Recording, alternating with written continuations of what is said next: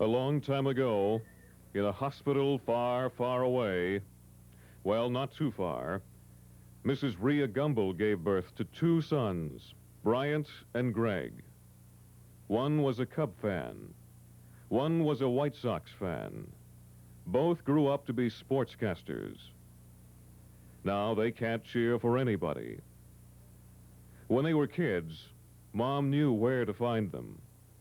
Greg went to Comiskey Park on Chicago's South Side to see American League teams and to stuff his face. Bryant went to the North Side so he could watch the Cubs and National League teams and stuff his face. A lot of years have passed. A lot of years without pennants. The Sox haven't won one since 1959. The Cubs haven't won one since 1945. But Chicago loves its baseball, and especially its ballparks. Wrigley Field and its ivy. Comiskey Park and its exploding scoreboard. Hot dogs, home runs, halter tops, beer. Now the Gumbels are together again, still arguing about their favorite teams and about the ballparks, which, like the brothers, are different as night and day. When's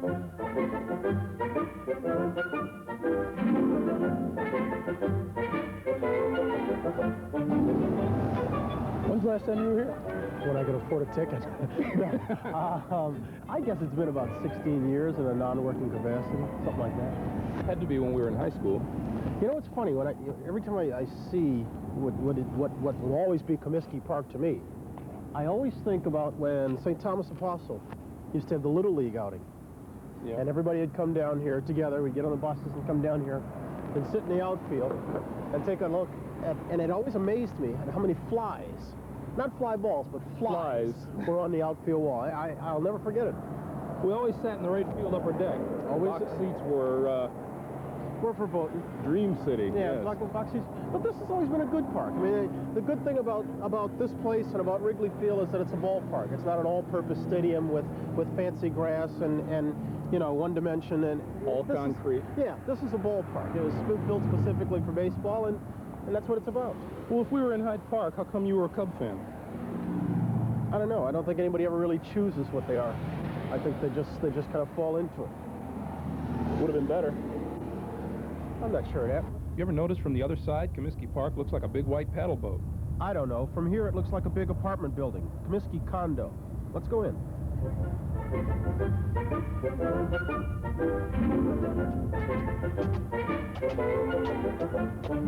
Here it is. I love coming to ballparks when there's nobody here. This is the oldest ballpark in America. Charles Comiskey christened this baby July the 1st, 1910. Still looks pretty good. The way I understand it, Comiskey moved the team from St. Paul, Minnesota to Chicago in 1900. There was an old wooden ballpark on Wentworth Avenue, but it was demolished. So Comiskey leased the grounds of the Chicago Cricket Club at 39th Street and built a 15,000-seat wooden grandstand. Then he promised to build a permanent park with steel and concrete. In 1910, he did it, right here at 35th and Shields. The White Sox won the 1906 World Series 4 years earlier. You know who they beat? The Cubbies. This is a lot closer than we ever used to get to the field, too. Yeah. Of course, this was what you used to try to sneak in front of. The minute Andy Freinusher turned his back, he'd come down here and sneak in front of. But this is a good park. The only problem is they just had lousy ball players in it all the time. They weren't any lousier than they were on the north side. I disagree. Well, who's the last one that won a pennant? Doesn't matter. Winning isn't everything. It took you 40 years to win one. Did you realize that there's only one team in National League history that has won more pennants than the Chicago Cubs? That's the truth. Sure. And that's the Giant. But something magical about night games out here, too. Nah. Ball games were meant to be played during the day. Not necessarily. Sure. Half of our introduction to baseball was that night. Yeah, but the other half was during the day, and that's the half we're going to. Come on. Let's go to Wrigley Field. Gonna go see the losers play, right? Let's go to Wrigley Field.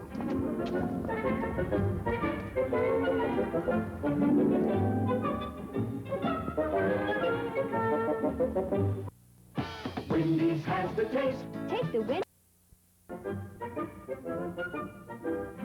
Where is he, anyway? I told him it would be quicker if we took the L. I told him that was the beauty of Chicago's ballparks, that you could get to either of them with public transportation. But no, let's take the car, he says. Never gotten any smarter. Where'd you wind up parking, Waukegan? Hey, will you relax? In a minute, we'll be inside, and you'll be able to see your ivy-covered walls. You've lived here all these years, and you still don't know that fans come to Wrigley Field by bus, by train, by foot. It's a neighborhood park. Comiskey's the one on the expressway. They've got the big parking lot so people can drive to night games. See what I mean? There was no sunshine at Comiskey Park. There was no fresh air. You come out here. Circumstances. It's beautiful. Circumstances. God is a Cubs fan. I've never said that Wrigley Field isn't a beautiful place. And you can't go much higher. God is a Cubs fan. I have that on the best of authority. It is nice, though. No upper decks. Wide open. Yeah. Hey, you're here more than I am nowadays. Do the outfielders still have trouble making catches in the vine? Why don't we ask Jerry Martin? When I first got here, I didn't know what to do. Nobody told me if a ball gets caught in the ivy, what to do. I guess they just figured took for granted that I knew what was going to happen. So the first time a ball got caught in the ivy, here I am. The ball's in the ivy, and I'm like this. And I don't know what to do. So finally, Kingman says, leave it alone. So I left it alone, and they gave the guy a ground rule double. If I'd have tried to get it out of there, the guy could have went all the way around the bases for inside the park home run. A lot of people think that these vines here, they think that this cushions this brick wall behind here, but let me tell you, it doesn't. Because last year, the first of the year, I bounced off this wall so much I thought I was in a demolition derby. Believe me, the vines do not cushion this wall. By the way, I forgot I do have a ball here in the ivy somewhere. You know, there's snakes in here, too. Believe me, there is. Ground rule double. Good trivia question. Who put up the ivy? Bill Beck. I mentioned to Phil Wrigley that I thought it would be nice if we planted some vines. And he said, that's a good idea. They said, well, you look into that. So about 3 or 4 days before a homestand, he mentioned to me, he said, I've invited a lot of people out to see the vines. At that time, they were non-existent, only in my mind. So we put lights around, we strung the wires, we brought the vines in, you know. The next day, lo, there were vines. And we put the ivy in between, and that's the ivy that's there now mixed with bittersweet. It's the only time Wrigley Field was lighted at night.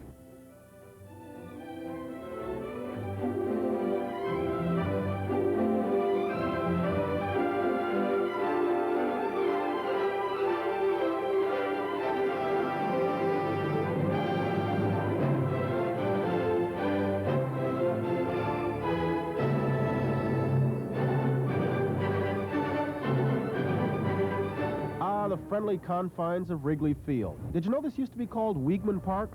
Yeah, it was built in 1914 by Lucky Charlie Weigman, who owned a team in the Federal League called the Chicago Whales.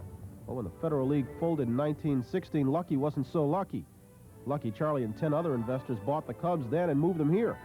William Wrigley Jr., Philip's father, was one of the investors, and 2 years later, he became the majority stockholder. Lucky Charlie Weigman resigned. Weigman Park was renamed Cubs Park, and in 1926, when they decided to build an upper deck, they renamed it, appropriately enough, Wrigley Field. You know, the place still looks the same, and there's a reason for that. As far as I'm concerned, I'd like to see the park stay exactly the way it is. The lights that were ordered were just about the time that we entered the war, and they were setting up night shifts at factories for greater production. And so the stands for the lights, the steel and the lights, were donated to the war effort to help out with what was being done. I think the thing that has not come across is that basically the lights were not necessarily to play night baseball, but in order to be able to finish games like doubleheaders where it becomes late towards the end of the game, on stormy days. We see it all the time now where the umpires call a game on account of darkness. Remember what happened here during the 1932 World Series? Sure, that's when Babe Ruth called his shot. Everybody's got a different version of what happened, but personally, I like the way the Babe tells it. I'll never forget it. It was a tough series. Both clubs riding each other, doing everything to get each other's goat. Well, after this one particular time when I went to bat, Charlie Root was pitching. And the first pitch ball was a called strike. Well, I thought it was outside and didn't like it very much. So the boys over there would give me this, on you. Well, the second pitch ball was another called strike. Well, I didn't like that one either, so I let it go by. Well, I stepped out of the box, and by that time, they were over there going crazy. Well, I looked out at center field, and I pointed. I said, I'm going to hit the next pitch ball right past the flagpole. Well, the good Lord must have been with me.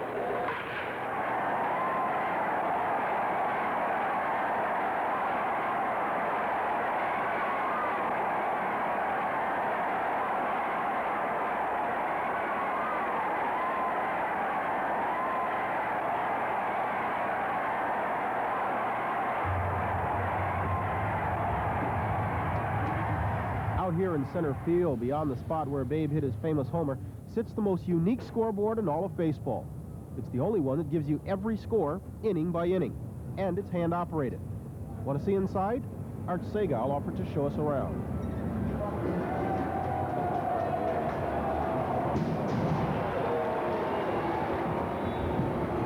All right, this is where I sit, and Sam Bongiorno sits there. Now, Sam will take care. He has to watch the game all the time because he puts in the Cubs game. He takes care of the board from the Cubs all the way to the top. He's got 4 games. I take care of the Sox game over there. I take care from the Sox all the way up. If there's any games going, I'll get it. I run the ticker, so as soon as the score will come over from on the ticker, I either have to yell it down to Roger or give it to Sam. Now, like I say, if Sam's got a game going upstairs, he has to go up there, and then I'll watch the Cub game while he's gone, or Roger will, so we don't miss nothing, you know. If the visiting team gets a run, say the visiting team gets a run, you got to take out that plate there, and you put in a 1, a yellow 1. And then after the inning's over, you take out the yellow plate, and you just replace it with a white one. And that's the way it stays. One man who has probably had as much influence as anyone over both Chicago ballparks is Bill Veeck. Long before he ever owned the White Sox, Veeck worked for Phil Wrigley. Started as a vendor, went to answering phones, taking tickets, and finally as assistant secretary and treasurer. As a member of the ground crew, Veeck was in charge of building the Wrigley Field scoreboard. Well, I made a terrible mistake, you know, that scoreboard. All of a sudden, opening day, I'm wandering the ballpark, and I'm up back in the grandstand, and a guy says, what kind of a scoreboard? You can't see it. I said, what do you mean you can't see it? This great new scoreboard. What do you mean you can't see it? I had always looked at the board from the crosswalk. I was too dumb or too lazy to walk up at the top of the grandstand and see that the sight lines of the upper deck, you couldn't see the board. All of a sudden, here we are playing, and they can't see the board, this great new board. So a week later, we had the diagonal boards that hang, you know, at Wrigley. But that's how that happened. It was just sheer stupidity. You know, Bill Veeck built more than one scoreboard. In 1960, after the White Sox won the pennant, he built an exploding scoreboard. How'd you get that idea? A fellow by the name of Soroyan wrote a play called The Time of Your Life. And in this play, which takes place in a saloon, which of course is where I'm at home, all during the first act and the greater part of the second one, there's a fellow comes up, the bartender, and buys nickels to put in a pinball machine. He never says anything, nothing ever happens. He just seems to be adding local color, but he keeps playing the pinball machine. And just before the final curtain, he hits the jackpot, and the machine appears to explode. You know, flags go, and whistles and sirens blow, and so on. And I thought, gee, that's great fun, you know. And it does upset some pitchers. And the league, of course, wanted to declare it, like all things, changes, immoral, illegal and so on. And I said, certainly it's meant to give an advantage to the home team. So if you want to take similar advantage, build one. I'm in charge of the sound, the home run cycle, when there's fireworks, and just maintenance of the scoreboard itself. Fireworks are all controlled from up in the scoreboard. They're loaded on top of the board and down in the pit behind the scoreboard. And everything is controlled upstairs. Blow it. Blow it. Blow it.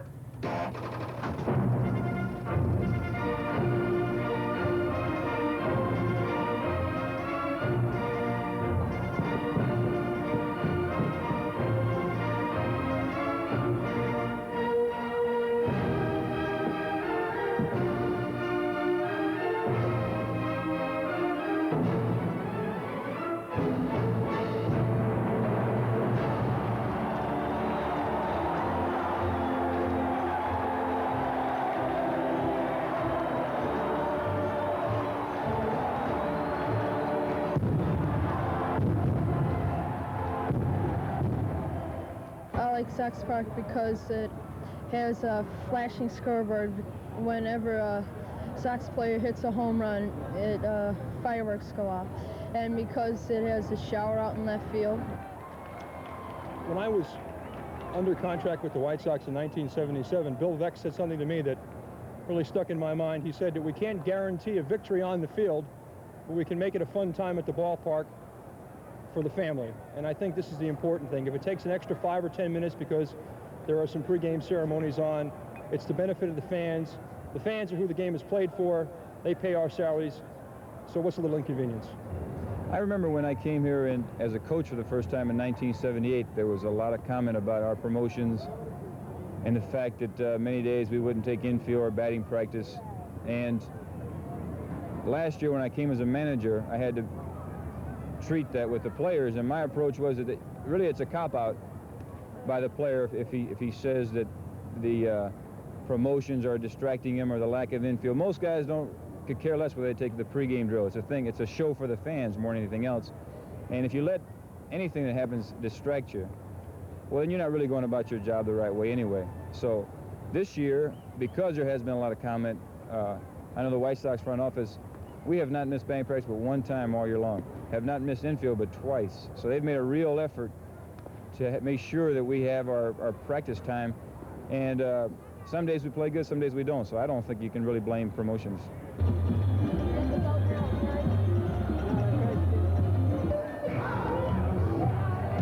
White Sox have had an Italian night, a Greek night, a Lithuanian night, Polish night, teen night. They've had everything but a Bobby night. But the one night that everybody still remembers. Some of them work, some don't. And sometimes they work too well. Because I'll anticipate your next question. And that is that disco demolition. That was a case of bad judgment on my part. Not necessarily in having it, but in failing to recognize the number of people who would get involved and kind of people. Now, I'd never even heard of the station, much less the announcer. But we did check casually, and most people who draw on this 4,500, he drew 100,000 people. And we at best could seat 50, and all of a sudden we're inundated. But not with baseball fans, and people came from a happening.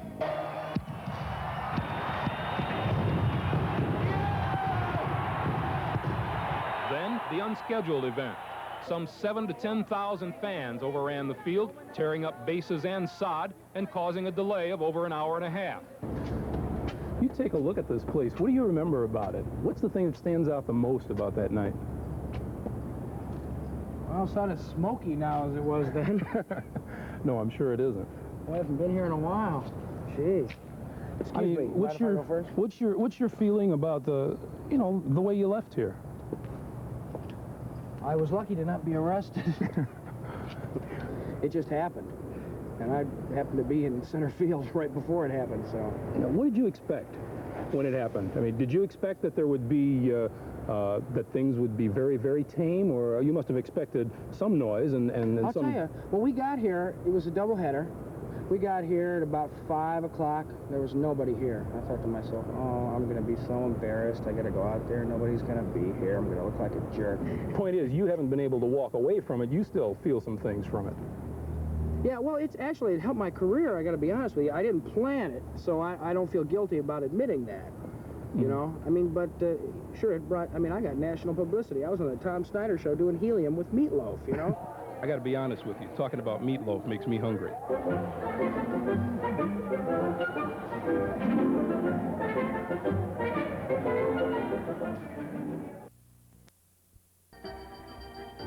Unlike most sports complexes that are being built nowadays that sit out in a way where there's a lot of room, both Wrigley Field and Comiskey Park are very much a part of the city of Chicago. People often argue about putting up lights in Wrigley Field, but they think only of what it would do to the baseball inside. Wonder how many think what it would do to the residents outside. These houses have stood here for quite a while, and they might not take too kindly to all of a sudden being introduced to brightness at 10 o'clock at night. The baseball game here at Wrigley Field happens to be a total experience involving not only those inside the park, but a great number of those outside of it as well. We're standing out on Waveland Avenue. Now, Waveland Avenue sits right behind the left field bleachers, which means that a lot of home runs have wound their way out here. Some of the best in the business have had them land out here. Talking about Willie Mays, Hank Aaron, Ernie Banks, they've all cleared this wall. To that end, a lot of kids can be found out here with baseball gloves. They shag the home runs during batting practice. Of course, you get to keep whatever you can get. You'll even find some of them out during the game. Also, there are a lot of lucky people who manage to find their way up to the roof of that building right there. What they earn on top of that roof is a free seat, a free look, if you will, at all of the action. Let's go up and take a look. All the comforts of home plus the ball game, too. Tell me again the story now of how you came here. As soon as we came to the apartment to see it, while I was walking around seeing if it was a good apartment to live in, my husband was standing at the living room windows looking at Wrigley Field and saying, "It's perfect, it's perfect, it's perfect." How long have you been here? A little over a year. Okay, were you big Cub fans before you got here? Yeah, we were. Okay, and you had no idea that this building had to offer what it does? When we answered the ad, you mean? No, because we didn't know it was across from Wrigley Field. But as soon as we came to look at the apartment, we knew. Was it the determining factor for you? Absolutely. Okay, how is the neighborhood for you as far as Cub fans and as far as baseball goes? It's a great neighborhood to live in. It's like every time the Cubs are in town, it's like a giant party in the neighborhood is always going on. How long have you lived here? 4 years. Did you move here simply because of the view you had from here? No, we're looking around for a building in the neighborhood thinking that the neighborhood was going to turn, and sort of a stroke of luck, or bad luck. How is the neighborhood? Good, very good. It's coming along. A lot of buildings been remodeled, totally rehabilitated over the last 3 years. And every spring you see just a little bit more change, and it's a lot nicer to live here now than it was. Free baseball is great, but no matter what place the Cubs are in, Eddie Edelson sells a lot of tickets to those who prefer a closer look. Well, I've been selling tickets since 1955, but I've worked around since I was about 8 years old. I started picking up pop bottles in the West Side to see the games, and then I became a vendor. And from being a vendor, I became a ticket seller. There's a woman come up to me one day, and we had a pretty good sellout house. She wanted a certain seat, and I couldn't deliver it to her. So I finally sold her a seat behind the catcher. And she went up to the office and made a complaint that I was very rude to her. And they asked why. And she said, he sold me a seat behind the catcher and didn't tell me behind which catcher it was. Generation after generation of Cub fans have come to this park. One who is in many ways the wing dean of the right field bleacher bums is Papa Carl Leone. When I first started coming here, I was 8 years old, 1916, and my dad used to take me. And, of course, I don't remember all the players at that time when I wasn't that age, but I remember Alexander pitching and all them guys back there, Sparky Adams playing third base, Koenig playing, coming after him, Zach Taylor catching, and then Gabby Hartnett, Hensley, Sheffing, Kenny Day. Baseball, I think, you know. You don't only come out to see the Cubs, you come out to see the other teams, but still you want the Cubs to win, naturally. I used to come here when they were in last place, and geez, I used to suffer, you know. And at 69, that was the worst year of my life. I mean, I was sitting there watching them lose, you know, when they could have won the pennant. That hurt me. I said, I'll never come here again. I came. In 69, Cub pitcher Dick Selma used to wave a towel to whip the bleacher fans into a frenzy. The men in the left and right field seats took off their shirts, wore hard hats, and picked up their nickname, the Bleacher Bums. They even had an entire play written about them.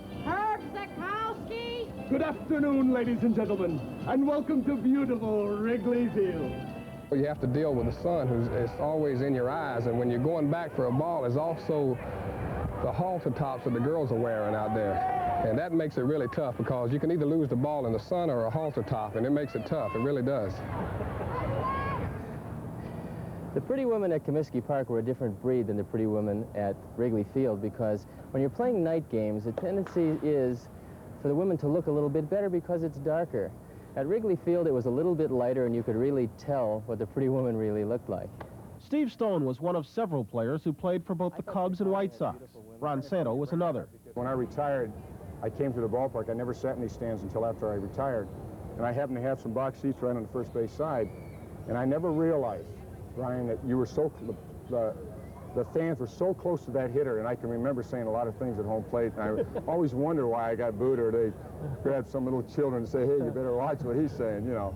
But I had a lot of people. I mean, there was fans that you could hear. If there was 30,000 people and somebody was on me, I could hear them. Chuck Tanner, the Pittsburgh Pirate manager, played for the Cubs and later managed the Sox. This is maybe the most beautiful ballpark in the major leagues today. I really enjoy coming here, and I enjoyed playing here. Well, Chicago is unique. It's got a couple of ballparks that are not these big concrete structures. You like those better?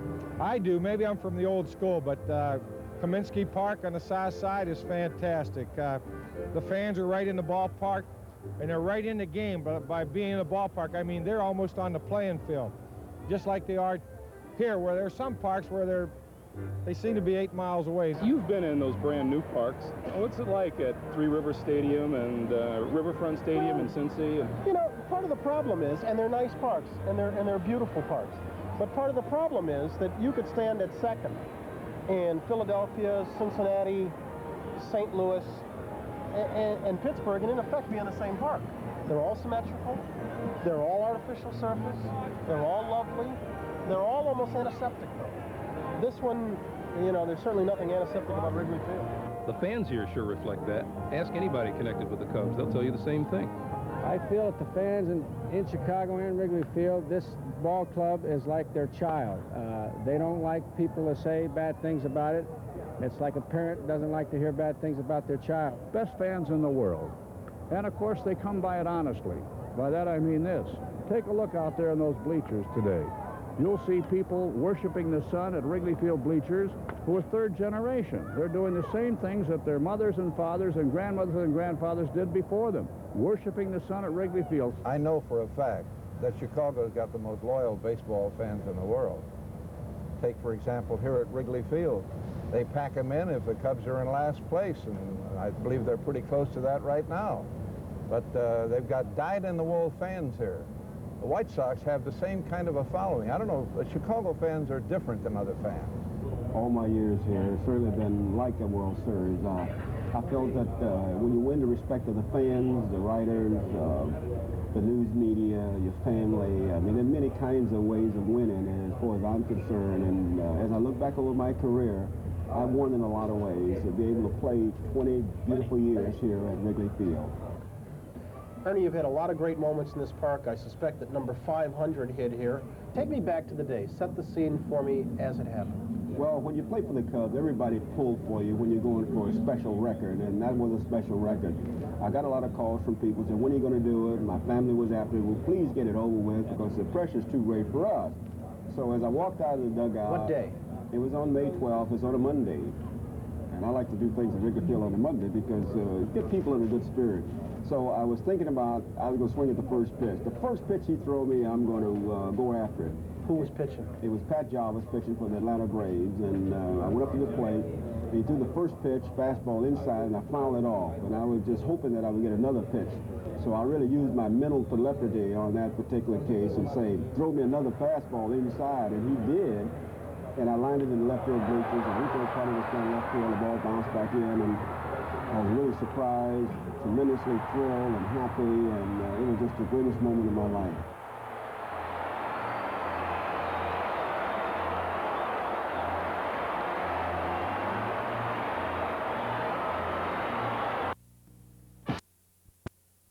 30% savings. Thanks, A&P.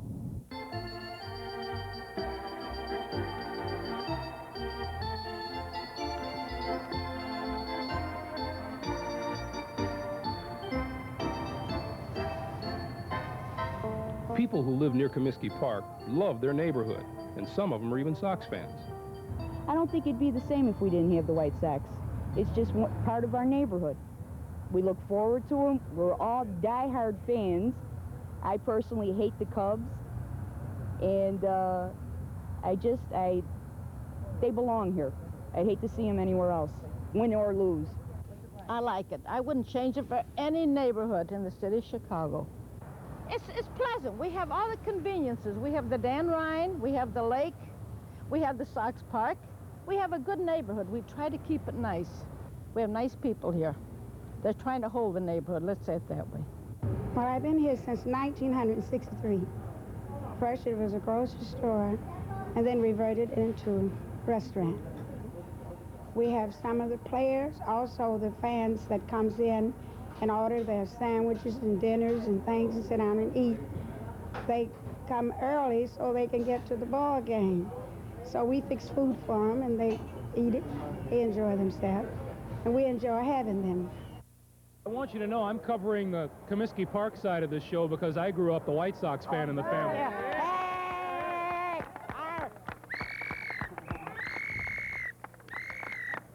That's the greatest news we've heard. I'm glad to know there's another sportscaster that's a Sox fan in this town. I'm a senior citizen groupie. I travel all over with the team. My friends back there go with me. I've been to Seattle, California, Minnesota, Milwaukee, New York, Boston. Kansas City. Go to spring training every year, and I'm a groupie. What are you going to say? Why? I love them. I've sat in this park when there's 400 people in this park. I've been in this park when there's been 55,000 people. I love them. What are you going to do? I used to be a Cub fan during like 72, 73, 74. And I met my husband. And one of the things that he tried to convince me is that the White Sox are better than the Cubs. So when we were getting married, one of the things that he had written in his marriage vows was, "You will become a White Sox fan." You had to recite that vow. Yes, I did. Do you have any second thoughts about it? At the time, I did. That's a way to say it, because, you know, this is a whole ceremony we're going through, and all of a sudden he says, the priest says, "You are going to become a White Sox fan." And I said, "Okay, I will become a White Sox fan." And I've been a White Sox fan ever since. Well, I gave up being a Cub fan early this year and became a Sox fan, but that doesn't mean I'm going to go out there. I don't know how much they expect of you. Being a Sox fan is bad enough. Having to go out to that ballpark and watch that team would be, I haven't been able to bring myself to do it. Recap for me why you went through the change. I can't be a fan of people I don't like. Most of them don't live in Chicago, a bunch of mercenaries. Kingman doesn't even like Chicago. He lives in California. So I decided I wouldn't be a Cub fan. I have to be a fan of some kind of baseball team, or people would think I was a commie. So I decided to be, because of Bill Veeck, because I like Bill Veeck, I became a fan of the Sox. What do you expect from the White Sox? You mentioned you like Bill Veeck, but what about the players, the uniforms? How do you feel about that? Well, the uniforms, I think, are terrible. Our softball league, there's not a team in our league that has goofier-looking uniforms than that. They don't even look, I mean, they really do look like a Sunday softball team. Our socks are different than anyone else's. We have a one solid sock. We don't have, most clubs wear a sanitary sock, they call it, underneath, and then a stirrup in the regular sock. I don't know if you can see this sock or not, but it's just one regular sock, and we just put it on and it comes up. Oh, my legs. And it comes up, and that's all we have to put on. We don't have to put on one and then tape it, pull up the other one, and hope the stirrups don't fall down or come up from behind our shoes. So as far as the uniform goes, I think it's a very comfortable uniform. As far as whether or not it's an attractive uniform, I like wearing mine. That's kind of up to the people who look at them to decide otherwise. Did you expect, when you changed over to the White Sox, that this is a lifelong thing? I mean, is it possible? Well, life isn't even a lifelong thing, you know, whatever that is. So I don't know. I may switch to the St. Louis Cardinals, Milwaukee Brewers. It's just short way up. They don't seem to whine too much on that team, and they also play decent baseball. I may become a Brewer fan. Or I may go back to the Cubs when these present players are all gone. Just last year, the dugouts were remodeled at Wrigley Field, but the clubhouses, well, they still vie with Comiskey Park for being the smallest in the major leagues. As far as the locker rooms in two ballparks, they're both very small, you see, and I think that there's a little bit of age in the two parks, but they did a lot with the White Sox locker room when I was over here to try to beautify it. They put down a carpet, and they painted a lot of the roaches that were in there, so it dressed it up a little bit. It's here in the back passages of Wrigley Field, behind the Cubs dugout, that an unusual ritual goes on before every major league game. Umpires like John McSherry have to rub up bright, shiny new baseballs with mud. Well, before every game, the plate umpire gets 5 to 6 dozen baseballs that he has to rub and take the shine off them. When they're brand new, the leather is shiny and slippery on the baseballs. So we take it off before every game, and what we do is we have this mud, which is a special mud. It's from the Delaware River Valley, and it started out with a guy named Lena Blackburn, I believe was his name, and then went on to his wife, and now there's some relatives of his there that they go down to the river bank, and they take out this mud out of the river, and they mail it to all the major league clubs and some of the minor league clubs, and they ring it up for about $50 a can, and it's a great job, you know. They go out once a year on a fishing trip and get it. For you folks who want to become a big league baseball player in Chicago, this is one reason why you don't want to become a big league baseball player in Chicago. Got about 45 steps here down. Then we start the beginning of this crazy maze. Now after we make our first left turn here, we've got about 60 or 70 feet. And then we make a nice quick right here. You have to have been in the Army to walk down to the dugout here because you make so many lefts and rights. And we're just about ready to make another quick left, and so on. Another halt, right turn, down 2 or 3 steps, a halt, a left turn. And we walk down here about another 30 feet. Another halt, a right turn. And then we walk about another 7 or 8 feet. And by the time you get here, you're too tired to pitch.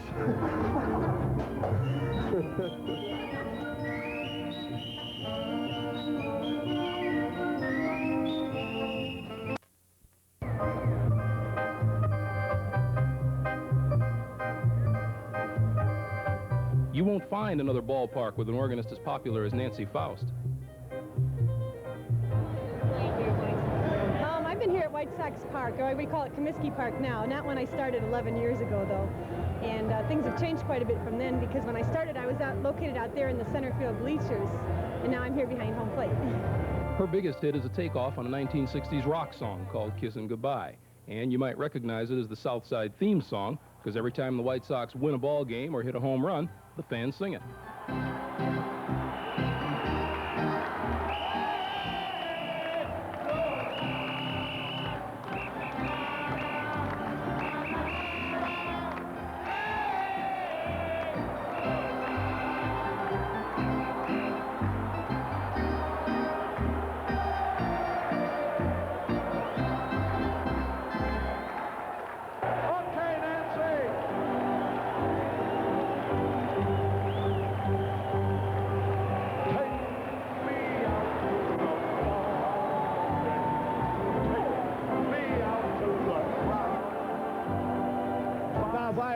Big Damone type of voice, I would intimidate everybody else and they wouldn't sing along.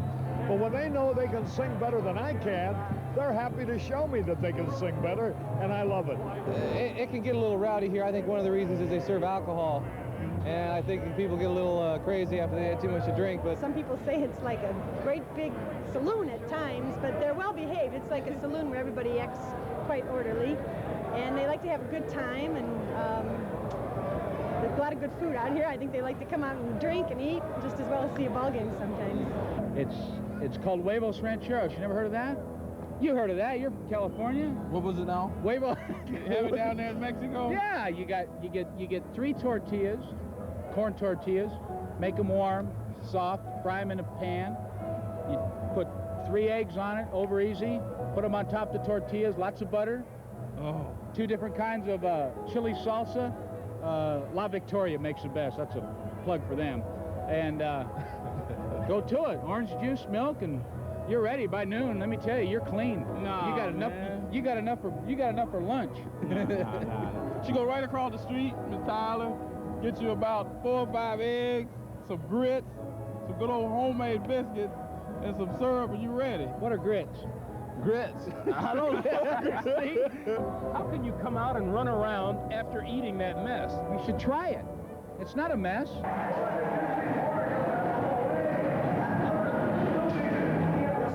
Hiya. A taco, a burrito, a tostada.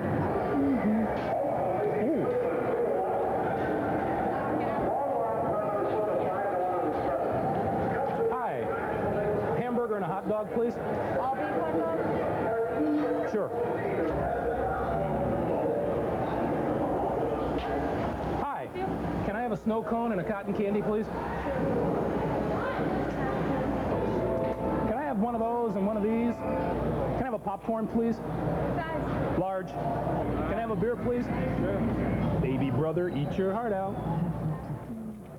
I tried telling Bryant how good the food at Comiskey Park really is, but he insisted the only food that counts at a ballpark is a hot dog. Not only that, he thinks the hot dogs at Wrigley Field are the best ones in town. Well, naturally, I disagreed, so we moved our argument over to the elegant pump room. Pat Redden, officially, what's your title down at Sox Park? Manager of the concessions. And this is really the job that you serve down there? This is not a ringer? No, this is the one we serve. What is in this little fella? This is a hot dog. Official White Sox hot dog. I'm listening. All beef hot dog. All beef hot dog, okay. And why are you going to cook it the way you're going to? Well, because it brings out the juices and makes it plump up nice and large. Okay, Bill Brinkman, you are manager of Stadium Concessions out of Wrigley I am. Field? Okay, and this is the genuine article? Yes, it certainly is. I mean, you have not brought me anything special? No, sir, it's an all beef frank. Now, I've got to tell you, I did this a couple of moments ago with Pat Redden, and his was fatter. Yes, I know, but sometimes fat is not as good as nice and lean and long. What's in this? All beef frank. Is there a reason you're going to cook it the way you do, or is it just convenience? Well, we feel that the actual grilling of a hot dog just brings out the flavor and the juices of a good hot dog. Okay, Larry Matthews doesn't work at Wrigley Field, but I think he knows what to do with this. Larry's going to put that on for us, and in a little bit we're going to cook up about a dozen of each, and Greg and I are going to sit down and compare and contrast the two. Fine. I think the hot dogs are coming. You realize if this were really on the menu, mine would cost more. Do you remember how they taste?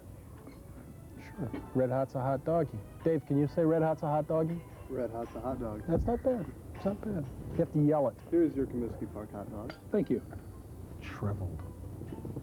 If you remembered how they tasted, you wouldn't have ordered one. And the Wrigley Field hot dog. Smell that? No. It's marvelous. It's marvelous. Thank you, Dave. Notice the color, the texture, the juices, the aroma.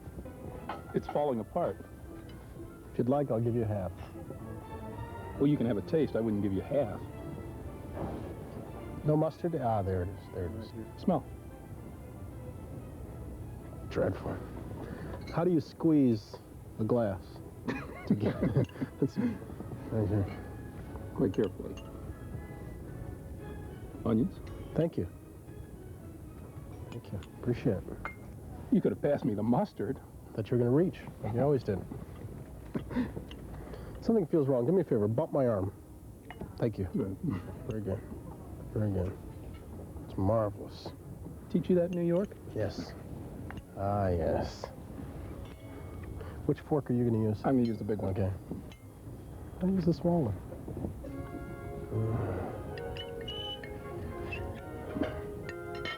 Toasted buns. Requires no comment. Yes. Use your fingers much? Cheers. Go ahead.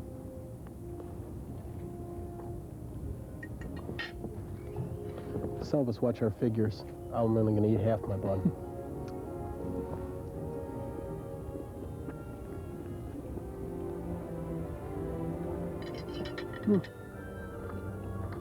Switch? Do I have to? It'll be your pleasure. This is much better. I'll give you some with half the bun. Hold on. Use my fork and knife. Germs. Allow me. Okay. I don't want to get sick. You love it. Think so? When's the last time you had a hot dog from Comiskey Park? About that time. Excuse my fingers.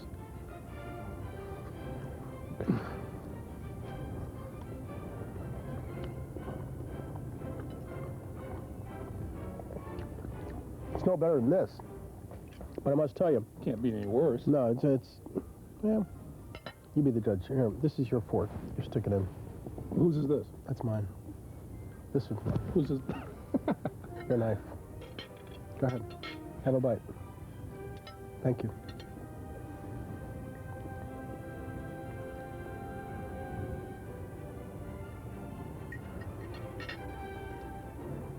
What do you think?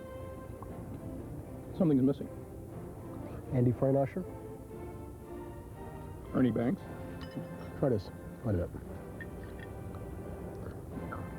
You never eat them with knife and fork. You pick them up, you grab them like this. Right? You know. Hey, Garvey, you stink. Hey, Garvey, you stink. Any better? No fresh air. No guy spitting on me. Let me try yours again. Okay. Thank you. Call it. Different ball player. Go ahead.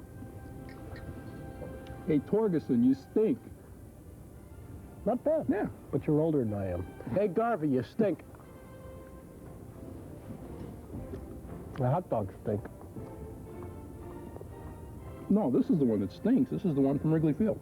I don't think it has anything to do with Wrigley Field or Comiskey Park. I don't think location has a thing to do with it. No, you need to be there. You need to smell the grass. You need to hear the roar. You need to see the green. Oh, come on now. Here, try it again. I gotta be there. Well, we can go there. Let's go to the ballpark. Give me. When I come to New York, you buy. Give me. Yeah, I don't want to say you're cheap, but you took your $5 bill out in Lincoln, blinked from the sunlight. Thank you. Force of habit. Yeah. This is not the pump room, but I bet you it's better.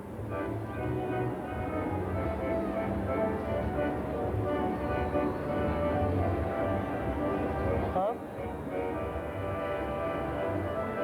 It's not the hot dog. It's the atmosphere. I know. And you know what? The atmosphere here is still better than the atmosphere at Comiskey Park. Well, only if you want a day game. If you're in the mood for a night game, I dare you to come here.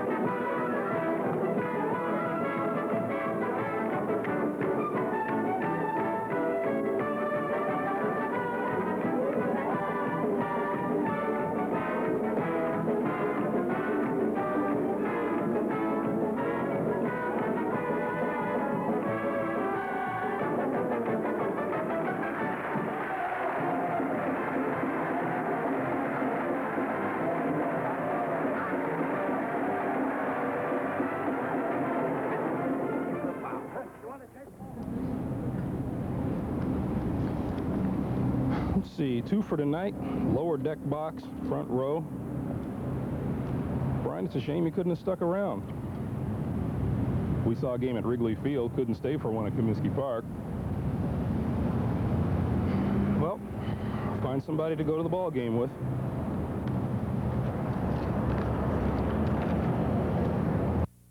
Different is